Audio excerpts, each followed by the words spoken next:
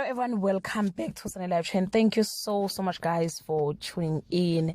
Libekiwe ke bakithi endaweni yalo yokugcina iphoyisa likamasipala waseGoli uSibusiso Zikala lo wadutshulwa iphoyisa esigamukeni esesisabalele kakhulu ezinkundleni zokuxhumana esenzeka eBramfontein eGoli ngesonto edlule. uSibusiso Zikala la uyiphoyisa ke likamasipala noma ube yiphoyisa likamasipala waseGoli. Ubonakala ke kulama videos ngeze inkundleni zokuxhumana ehilzisana nowesilisa osemontweni naye ube yiphoyisa kodwa la kwa SAPS.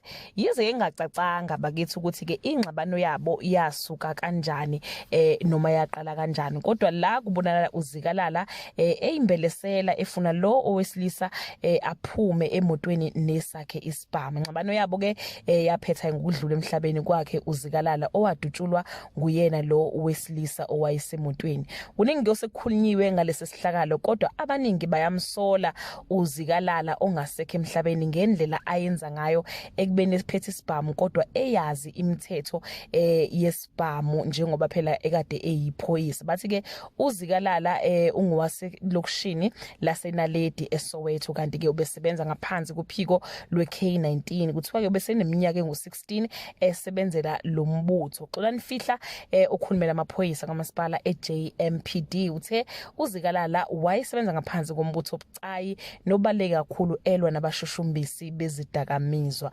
Umndeni wakwaZikalala uthi ke lokhu okubonakala kuma video akuchaza inhlobo uhlobo lomuntu ekade ewuyena uZikalala. Lo mndeni unxuse abantu ezinkundleni zokuxhumana ukuba ke bayeke ukusabalalisa le video ebhlungu njengoba bethi bona basazilile basabhekene nobuhlungu ngokulahlekelwa indodana yabo abebeyithanda. Inkonzo yomncwabo yakhe ibibanjelwe emthombo wolwazi eDobsonville anduba ayofihlwa emathuneni aseWest Park eRandburg eGoli, kanti ke emhlabeni ushiye izingane zakhe ezinhlanu.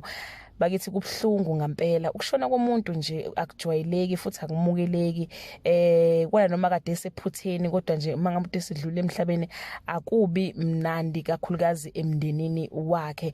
Yena impela cha kubonela ngazi ukuthi impela ubesephutheni njengoba phela singayazi ukuthi ingxabano yabo yaqala kuphi, kodwa kumndeni wakhe ube indodana, kubantwana bakhe ube ngubaba. So ke bakithi ke umndeni uyacela ukuthi ke ningabe nisawathumela ama video acirculator lapha ya ku social media engathi ke umoya wakhe ungaphumula ngokuthula. Bye.